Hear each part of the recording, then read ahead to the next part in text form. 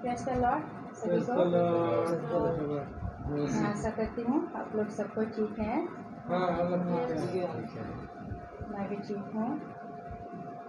तो जैसे हम लोग का महत्वपूर्ण सूचनाएं हैं उसको कर लेते हैं। एमएमबी से हम लोगों ने जैसे खरी शिक्षाओं को प्राप्त किया, वैसे ही आप लोग भी एमएमबी से खरी शिक्षाओं को प्राप्त कर सकते हैं। और आप लोग पास्टर डैनियल दा को 3 चैनल से आप लोग देख सकते हैं और खरी शिक्षाओं को प्राप्त कर सकते हैं। फेसबुक, इंस्टाग्राम और यूट्यूब, इन तीनों चैनल से आप लोग पास्टर डैनियल दा को सुन सकते हैं और खरी शिक्षाओं को प्राप्त कर सकते हैं। हम लोग का भी फेसबुक चैनल है और हम लोग का भी यूट्यूब चैनल है, यहाँ से भी आप लोग खरी शिक्षाओं को प्राप्त कर सकते हैं और खरी शिक्षाओं को ले सकते हैं। क्योंकि अभी का समय में खरी शिक्षा लेना बहुत ज़रूरी है, क्योंकि बाहर में बहुत सारी गलत चीज़ें चल रही है। और जितने भी आप लोग खरी शिक्षा लेंगे आप लोग खुद एजुकेटेड होइएगा और दूसरों को भी एजुकेटेड कर सकते हैं। अभी शॉर्ट टाइम बाइबल कॉलेज शुरू हो चुका है आज से, और इसमें बहुत सारे स्टेट से हमारे भाई बहन लोग पार्टिसिपेट कर रहे हैं। बहुत अच्छी बात है और आशा करते हैं कि वो लोग जितने भी बाइबल क्लास जो ले रहे हैं वहाँ से बहुत सारी चीज़ें वो लोग को सीखने को वहाँ से मिलेंगे। तो आइए हम लोग आज के वचन की ओर जाते हैं। आज के वचन हम लोग देखेंगे गलतियों उसका 1 अध्याय उसका 6 पद से हम लोग देखेंगे।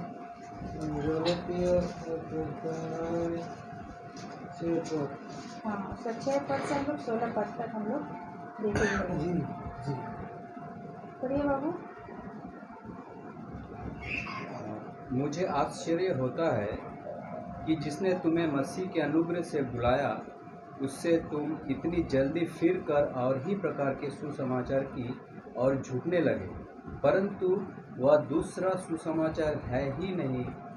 पर बात यह है कि कितने ऐसे हैं जो तुम्हें घबरा देते और मसीह के सुसमाचार को बिगाड़ना चाहते हैं। परंतु यदि हम या स्वर्ग से कोई दूत भी उस सुसमाचार को छोड़ जो हमने तुमको सुनाया है कोई और सुसमाचार तुम्हें सुनाए तो श्रापित हो। जैसा हम पहले कह चुके हैं वैसा ही मैं अब फिर कहता हूँ कि उस सुसमाचार को छोड़ जिसे तुमने ग्रहण किया है, यदि कोई और सुसमाचार सुनाता है तो श्रापित हो। बस अगर हम लोग 6 पद से 9 पद तक देखेंगे, यहाँ पर लिखा हुआ है क्या कि तुम्हें कोई दूसरे प्रकार का सुसमाचार अगर सुनाए तो क्या है, श्रापित है। कहने का मतलब लेखक जो बोल रहा है कि तुमको प्रभु यीशु मसीह के अलावा अगर दूसरा ही कोई और भी तुमको सुसमाचार सुनाता है किसी और के बारे में तो वो क्या है, गलत है ना, वो श्रापित है। लेखक यही बात कहना चाह रहा है। और ये लेखक कौन है? लेखक पौलुस है। हम लोगों ने प्रभु यीशु मसीह का जो सुसमाचार है, 4 सुसमाचार को हम लोग जानते हैं। स्वयं प्रभु यीशु मसीह का मुंह से निकला हुआ वचन है, वो सारे चीज़ है ना। मत्ती, मार्कुस, लूका, यूहन्ना, है ना। इन 4 गॉस्पेल में अगर देखा जाए तो वहाँ किसी और का नहीं बल्कि हमारा प्रभु यीशु मसीह का ही स्टेटमेंट है। वही चीज़ पौलुस भी कह रहा है कि तुम्हें कोई और ही प्रकार का अगर सुसमाचार सुनाता है तो वो श्रापित है, क्योंकि उसमें क्या नहीं है, जीवन नहीं है। क्यों जीवन नहीं है? क्योंकि जीवन सिर्फ प्रभु यीशु में है। क्योंकि जीवन सिर्फ प्रभु यीशु मसीह ने मनुष्यों के लिए अपने आप को दिया। बाकी और कोई मनुष्यों के लिए अपने आप को बलिदान आज तक नहीं किया है ना। तो वही बात लेखक यहाँ कहना चाह रहा है क्या, 6 पद पर, मुझे आश्चर्य होता है कि जिसने तुम्हें मसीह के अनुग्रह में बुलाया उसे तुम इतनी जल्दी फिर कर और भी प्रकार के सुसमाचार की और झुकने लगे। 7 पद, परंतु वह दूसरा सुसमाचार है ही नहीं। लेखक बोल रहे हैं कि दूसरा ही सुसमाचार है ही नहीं। बहुत सारे आज भी लोग पाए जाते हैं क्या क्या बोलते हैं वो लोग, सब एक जैसा है ना। और कहीं ना कहीं इसमें कुछ मसीह लोग भी है इसमें गड़बड़ी में फंसा हुआ, क्योंकि हम जब मिलते हैं उन लोगों से तो मेरे को कहते भी हैं वो लोग कि अरे एक जैसा ही तो है सब। तो कभी कभी ताज्जुब होता है कि तुम एक मसीही होकर के, एक विश्वासी होकर के प्रभु यीशु मसीह की इधर तुम चर्चा करते हो और तुम कैसे बोल देते हो कि सब एक है। कहीं ना कहीं वो विश्वासी ये कहा जाए वो अभी तक वो अंधविश्वास में ही है। ऐसे लोग भी हैं। तो वही चीज पौलुस बोलता है क्या कि तुम्हें और ही प्रकार का सुसमाचार अगर मिला है तो क्या है, स्थापित हो, क्योंकि हमारे मसीह के अनुग्रह में हमारे मसीह के साथ किसी चीजों को शामिल नहीं किया जा सकता है। लेकिन नहीं समझ में आता है कि कौन ये लोग कैसे शामिल कर लेता है, सब एक जैसा है। एक जैसा तो नहीं है। हम जहाँ तक जिस बाइबल को पढ़ते हैं वहाँ पर हमारे मसीह सबसे अलग है, सबसे अलग। उनका प्रेम, उनका दया, उनका करुणा सबसे अलग है। हमारे मसीह ने किसी को तलवार लेकर के किसी को मारा है आज तक? नहीं मारा है। बाइबल हमको कहीं पढ़ने को नहीं मिलता है कि मेरा प्रभु यीशु ने किसी को तलवार से मारा है बोल करके। ऐसा है हमारा प्रभु यीशु। तो समझ में नहीं आता है कौन से लोग ये है, कौन सा बाइबल लोग पढ़ता है कि वो लोग क्या करता है, मसीह के वचन के साथ क्या करता है, मिलावट करता है। और ये लोग बहुत बड़े दंड के भागी होंगे, क्योंकि हमें मसीह के वचन के साथ किसी चीज़ों को मिलाना नहीं है। वही चीज़ लेखक यहाँ पर कितना क्लियरली बोल रहा है 7 पद पर, परंतु वह दूसरा सुसमाचार है ही नहीं, दूसरा पॉसिबल है ही नहीं। पर बात यह है कि कितने ऐसे हैं जो तुम्हें घबरा देते हैं। क्या करते हैं, घबरा देते हैं। तो लोगों को भी क्या, खुद तो विश्वास ही अच्छा नहीं है तो दूसरों को भी क्या करते हैं, वो लोग घबरा देते हैं और मसीह के सुसमाचार की बिगाड़ना चाहते हैं। क्या करते हैं ये लोग, मसीह के सुसमाचार को बिगाड़ना चाहते हैं। और सच में ऐसे लोग हैं कि वो मसीह को ठीक से जाना ही नहीं है और सब तरह की चीज़ें वो लोग करते हैं, है ना। तो कभी कभी दुख होता है ऐसे लोगों को देख करके, ठोकरे खाते हैं। उन लोगों की वजह से जो विश्वासी कमजोर होता है वो क्या होता है, ठोकर खाता है। बहुत तकलीफ होता है ऐसे लोगों को देख करके।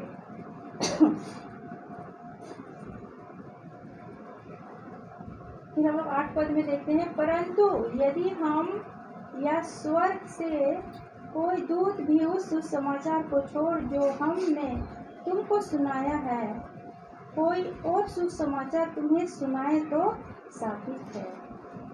लेखक क्या बोल रहा है कि जो सुसमाचार हमने सुनाया था, यानी कि पौलुस ने किसका सुसमाचार सुनाया, प्रभु यीशु मसीह का। चलिए आप लोग को पता है ना, यीशु की सुसमाचार को ही सिखाया था पौलुस ने। वही चीज बोलते हैं कि स्वर्ग से भी कोई आता है और दूसरा सुसमाचार अगर सुनाता है तो वो क्या है, साबित है। अगर यहाँ गौर करने वाली बात को अगर सोचोगे तो बहुत बड़ी बात है है ना, कि तुम्हें किसी और के बहकावे में नहीं आना है आपको, क्योंकि एकमात्र प्रभु यीशु मसीह ही है जो मनुष्य जाति का उद्धार किया है और उद्धार कर सकता है। भले ही लोग आज बहस करें वो अलग बात है, लेकिन ये सच्चाई है।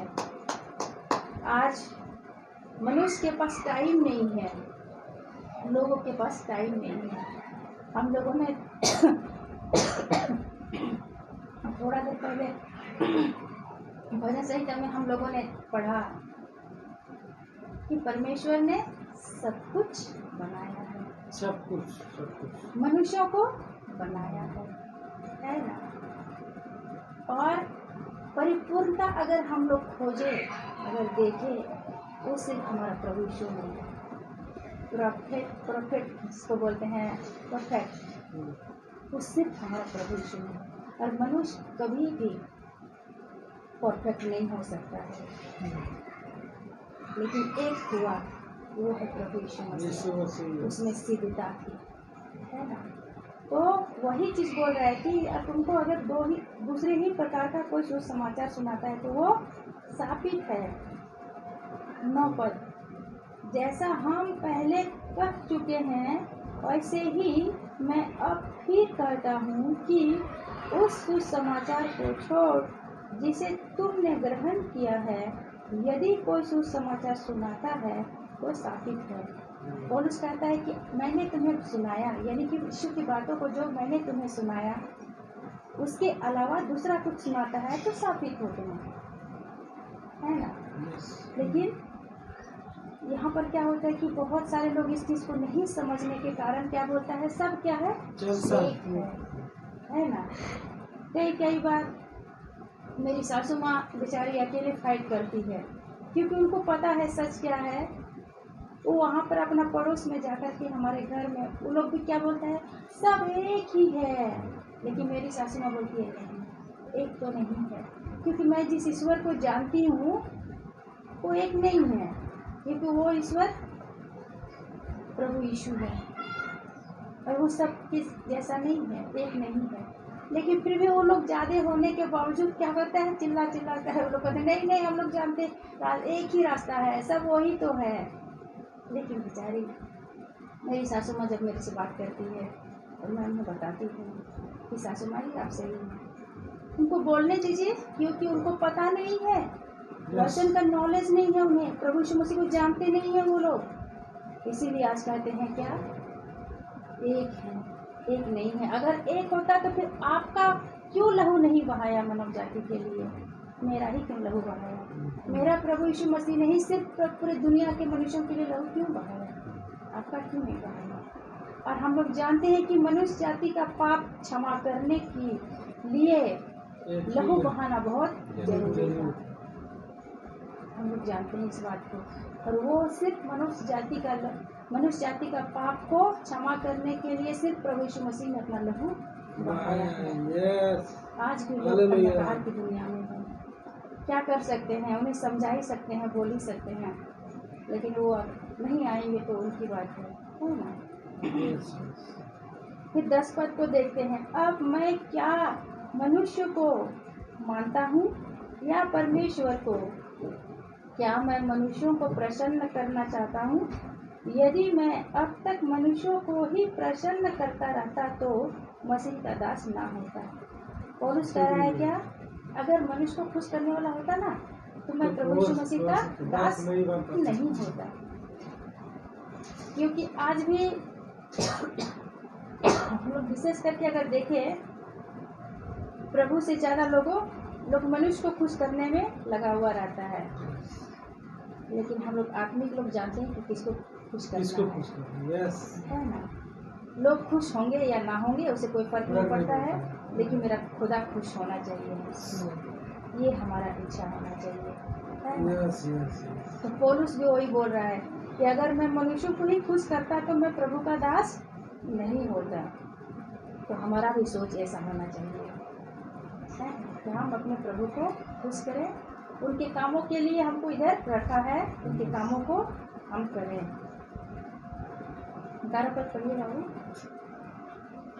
हे भाइयों, मैं तुम्हें जताए देता हूँ कि जो सुसमाचार मैंने सुनाया है वह मनुष्य का नहीं, क्योंकि वे मुझे मनुष्य की ओर से नहीं पहुँचा और ना मुझे सिखाया गया, पर यीशु मसीह के प्रकाशन से मिला। यहाँ पर लिखा हुआ है 11 पद पे, हे भाइयों, मैं तुम्हें बताए देता हूँ कि जो सुसमाचार मैंने सुनाया है वह मनुष्यों का नहीं, क्योंकि वह मुझे मनुष्यों की ओर से नहीं पहुँचा और ना मुझे सिखाया गया, पर यीशु मसीह का प्रकाशन से मिला है। क्योंकि पौलुस जो ऐसा व्यक्ति था कि उसको प्रभु यीशु मसीह का प्रकाशन हुआ था, उसको कोई सिखाया नहीं गया था यीशु की बातों को, क्योंकि वो खुद एक यहूदी होकर भी क्या करता था, प्रभु यीशु मसीह के लोगों को सताता था।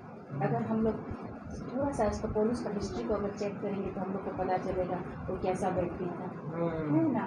तो वही पौलुस बोल रहा है कि हमको किसी और ने नहीं बल्कि प्रभु यीशु मसीह ने ही हमको प्रकाशन दिया है। दिया था। फिर 13 पद को देखते हैं, पढ़िए बाबू। यहूदी मत में जो पहले मेरे चाल चलन था, तुम सुन चुके हो कि मैं परमेश्वर की कलीसिया को बहुत ही सताता और नाश करता। बस यहाँ पर पौलुस अपने बारे में बोल रहे क्या, यहूदी मत में जो पहले मेरा चाल चलन था उसके विषय तुम सुन चुके हो कि मैं परमेश्वर की कलीसिया को बहुत ही सताता और नष्ट करता था। तो पौलुस अपने बारे में बताता कि मैं इस टाइप का व्यक्ति था। मैं क्या करता था, यीशु मसीह के लोगों को सताता था। फिर हम लोग 14 पद को पढ़ते हैं, पढ़िए बाबू। और मैं यहूदी धर्म में अपनी साथी यहूदियों से अधिक आगे बढ़ रहा था और अपने पूर्वजों की परंपराओं में बहुत ही उत्तेजित था। बस पौलुस बोल रहा है क्या कि हम लोग का जो परंपरा था, यानी कि पौलुस क्या था, यहूदी था, है ना। तो वो अपनी परंपरा के विरोध में उसको लग रहा था कि मसीह की बातें हो रही है, और उस कारण से क्या करता था, मसीह के लोगों को बहुत सताता था। वो उसको लग रहा था कि हम लोग का जो परंपरा है उसमें क्या कर रहा है, लोग गड़बड़ी डाल रहा है। ये मसीह वाले लोग क्या कर रहे हैं, गड़बड़ी डाल रहे हैं। उस कारण से वो मसीह के लोगों को बहुत ही सताता था। उसका भयानक रूप था। किस हद तक उन लोगों को सताता था, हम लोग उसका प्रेरित का पुस्तक में हम लोग पढ़ सकते हैं, रोमियो का पत्री में हम लोग पढ़ सकते हैं किस टाइप का वो व्यक्ति था, है ना। लेकिन वही पौलुस जब प्रभु यीशु मसीह का प्रकाशन मिला तो क्या हो गया, तो पूरी तरह से प्रभु यीशु मसीह के लिए समर्पित हो गया। तो ऐसा था पौलुस, और अपनी जीवनी यहाँ पर बता रहा है थोड़ा सा 14 पद पर, अपने बहुत से जाति वालों से जो मेरी व्यवस्था के थे यहूदी मत की परंपराओं के लिए बहुत ही उत्साही था। 15 पद, परंतु परमेश्वर की जिसने मेरी माता के गर्भ ही से मुझे ठहराया और अपने अनुग्रह से बुला लिया। यानी कि पौलुस कह रहा है क्या 15 पद पर, कि परमेश्वर को मेरे बारे में पता था, उसने मुझे माता के गर्भ से ही मुझे क्या किया, बुलाया, है ना। हम लोग और एक पद को देख सकते हैं, ईसाया नबी उसका 49 का उसका 1 अध्याय से 5 पद तक हम लोग देख सकते हैं। 49 अध्याय उसका 1 पद से 5 पद तक हम लोग देख सकते हैं। वहाँ पर भी ईसाया नबी ने सेम इसी तरह की वचन बोले हैं।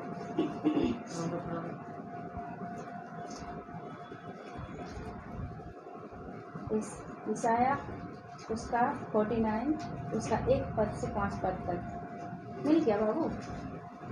हट जाएगा। यहाँ पर लिखा हुआ है, हे दीपो मेरी ओर कान लगाकर सुनो, हे दूर दूर के राज्यों के लोग ध्यान लगाकर मेरी सुनो, यहोवा ने मुझे गर्भ ही में से बुलाया। सिर्फ वही बात जो पौलुस बोल रहा है ना, यहाँ भी लेखक वही बात बोल रहा है, जब मैं माता के पेट में था तब ही उसने मेरा नाम बताया, है ना। जबकि लेखक क्या बोल रहा है कि जब मैं माता के पेट में था तभी मुझे बुलाया परमेश्वर ने, और वो जानता था मेरे बारे में। दूसरा पद ईसाया नबी का 49 का दूसरा पद, उसने मेरे मुंह को चोखी तलवार के समान बनाया और अपने हाथ की आड़ में मुझे छिपा रखा। उसने मुझको चमकीला तीर बनाकर अपने तर्स में गुप्त रखा और मुझसे कहा, तू मेरा दास इस्राएल है, मैं अपनी महिमा प्रकट करूंगा। तब मैंने कहा, मैंने तो व्यर्थ परिश्रम किया, मैंने व्यर्थ ही अपना बल खो दिया, तो भी निश्चय मेरा न्याय यहोवा के पास है और मेरे परिश्रम का फल मेरे परमेश्वर के हाथ में है। 5 पद, अब यहोवा जिसने मुझे जन्म ही से इसलिए रचा कि मैं उसका दास होकर याकूब को उसकी ओर लौटा ले आऊं, अर्थात इसराइल को उसके पास इकट्ठा करूं, क्योंकि यहोवा की दृष्टि में मैं आदर योग्य हूँ और मेरा परमेश्वर मेरा बल है। यानी कि हम लोग जानते हैं कि परमेश्वर हर एक बातों को जानता है। जिस तरह पौलुस बोलता है कि माँ का पेट से ही मुझे बुलाया गया है ना। हो सकता है उस टाइम उसको समझ में नहीं आ रहा था, लेकिन परमेश्वर जानता था कि पौलुस तुम्हें एक दिन मेरा काम करना है। इसीलिए पौलुस कहता है कि मुझे मसीह की प्रकाशन मिला मुझे। तो अगर आज अपने जीवन को हम लोग जांच के देखें, भले ही लोगों की नज़रों में हम लोग क्या हैं, साधारण लोग नजर आते होंगे, लेकिन खुदा के नज़रों में हम लोग क्या हैं, अनमोल हैं। क्योंकि खुदा की निगाहें हमारे ऊपर फीकी है। वो चाहता है कि मेरे बच्चे मेरे काम करेंगे। और सच में अगर हम एक विश्वासी कहलाते हैं, एक मसीह के दास और दासी अगर अपने आप को कहते हैं, तो जो मसीह का कार्य था आज हमारे कर्मों पर है। इस कार्य को करना हमारा कर्तव्य है, जरूरी है। अपने आप को आज परखने की आवश्यकता है। हम किन कामों की ओर ध्यान देते हैं ज़्यादा, है ना। क्योंकि बहुत सारे लोग मसीह लोग क्या हो गए हैं, परमेश्वर के नहीं बल्कि अपने आप की चिंता करते हैं ज़्यादा, है ना। लेकिन खुदा ऐसे लोग को पसंद नहीं करते। खुदा की चिंता कौन करेंगे, उनके कामों को कौन करेंगे। जो परमेश्वर कहता है कि मैं तुम्हें जन्म से पहले से जानता हूँ, हमारा A to Z जानता है। जब हमको चलना नहीं आता था, जब हम माँ का पेट में थे, उसी समय से वो मुझे जानता है। तो हमारी हर एक ज़रूरत तो पूरी क्यों नहीं करेंगे। अगर मैं उस पर निर्भर हूँ तो ज़रूर पूरी करेंगे। पिछले सप्ताह हमने कहा था एक बार कि हमारा जो लग्जरी लाइफ है वो हमारा कोई और नहीं, हमारा प्रभु यीशु है। अब उस जीवन को क्या करेंगे जिसमें हमारा प्रभु यीशु अगर नहीं है मेरे साथ तो। अगर हम दुनिया की अरबों खरबों अगर करोड़ों संपत्ति अगर हम जमा करते हैं और मेरे जीवन में अगर मसीह नहीं है तो मुझे लगता है वो बेकार है वो संपत्ति मेरा। और मेरा संपत्ति अगर नहीं भी है और मेरे पास मेरा प्रभु यीशु है, वही मेरा सबसे बड़ा संपत्ति है। क्योंकि मुझे पता है एक दिन इधर से जाना ही पड़ेगा, तो उस संपत्ति को जमा करके मैं करूँ क्या। बहुत सारे लोग कहते हैं क्या, अपने बाल बच्चों के नाम, अपने मतलब बहुत सारे पीढ़ी तक का सोच रखते हैं। मैं नहीं सोचती हूँ, क्योंकि उनका पीढ़ी में उसको भी तो प्रभु ने बुद्धि दिया है, बल दिया है, हाथ पैर दिए हैं, उन्हें कमाएंगे क्या। जितना मुझे ज़रूरत है प्रभु आप मुझे उतना ही दे। मैं हमेशा प्रभु से कहती हूँ जितनी आवश्यकता है मुझे उतना ही दिया करो प्रभु, उससे ज़्यादा नहीं। और कहीं ऐसा ना हो जाए कि अगर ज़्यादा मिल जाएगा तो ऐशो आराम की ज़िंदगी मिल करके हो सकता है क्या मैं अपने खुदा से ही अगर मैं अलग हो जाऊँ। ऐसा लाइफ नहीं चाहिए मुझे। जिस तरह पौलुस कहता था कि प्रभु मुझे जितनी आवश्यकता है आप मुझे उतना ही दिया करो, तो हमारा भी सोच ऐसा ही होना चाहिए। और खुदा अगर इस सोच पर ब्लेसिंग करता है, मुझे देता है, तो वो अलग बात है ना। प्रभु कब किसको क्या देता है वो प्रभु जानता है। अगर हम प्रभु को खुश करेंगे तो हमें खुश क्यों नहीं करेंगे, जरूर करेंगे। लेकिन कई बार मनुष्य यहाँ फेल हो जाता है। प्रभु बोलता है कई बार मनुष्य यहाँ फेल इसलिए हो जाता है क्योंकि वो सोचता है कि प्रभु आप हमें खुश करो, पहले हमें खुश करो। लेकिन ऐसा नहीं है। मत्ती का 6 अध्याय उसका 33 पद पे लिखा हुआ है, उसके राज और धर्म की तुम खोज करो तो ये सारी वस्तुएं तुम्हें मिल जाएगी। तो पहले अगर आप परमेश्वर के राज और धर्म की खोज करेंगे तो क्यों नहीं देंगे। मत्ती का 6 अध्याय उसका 33 पद पे लिखा हुआ है कि उसके राज और धर्म की तुम खोज करो तो ये सारी चीज़ें तुम्हें मिल जाएगी। जो आवश्यकताएं हैं आज मनुष्य के लिए आपको मिल जाएगी। तो पहले आप परमेश्वर को तो खोजो। लेकिन आज शॉर्टकट लोग मारना चाहते हैं, इधर से मिलेगा, है कि नहीं। लेकिन शॉर्टकट वाला रास्ता हमारे प्रभु को पसंद नहीं है। हम लोग इसी तरह और एक वचन को देखते हैं, यिर्मयाह उसका 1 अध्याय उसका 5 पद को देखते हैं।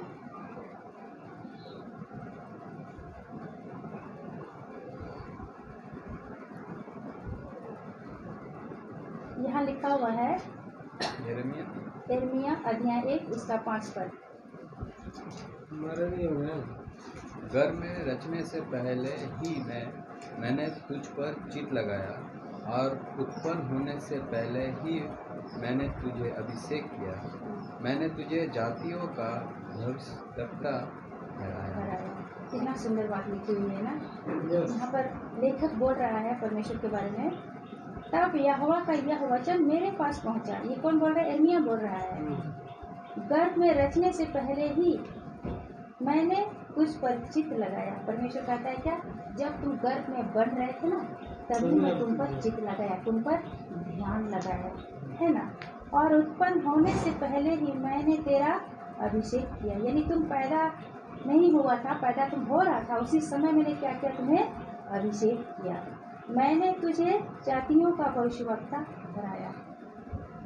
हमारा जो परमेश्वर है, जिसको हम लोग जानते हैं, वो कौन है? वो दुनिया बनाने वाला है, ईश्वर पूरे वर्ल्ड को बनाने वाला है। ईश्वर अपने हाथों पर वर्ल्ड को रखता है। पकड़ कर हम लोग अगर उत्पत्ति का पुस्तक पढ़े, वहाँ पर लिखा है कि शब्दों के द्वारा ये बना है बनाया गया, है ना। जैसे बोला प्रभु वैसे वैसे कर हो दिया। गया। और मनुष्य, विशेष करके मनुष्य को क्या बोलता है? क्या? तुम्हें रचने से पहले मैं तुम्हें जानता जानता हूँ। हूँ। लेकिन मनुष्य आज खो गया है। इस वर्ल्ड पर, इस पृथ्वी पर, इस भीड़ पर खो गया है। आज परमेश्वर को खोजने वाला नहीं है। अगर है भी तो बहुत कम लोग हैं। खुदा का आज इच्छा है, प्रभु आज चाहता है कि मनुष्य मुझे ढूंढे, मुझे जाने, मेरी महिमा करे। पूरी दुनिया को तो मैंने बनाया है, Yes.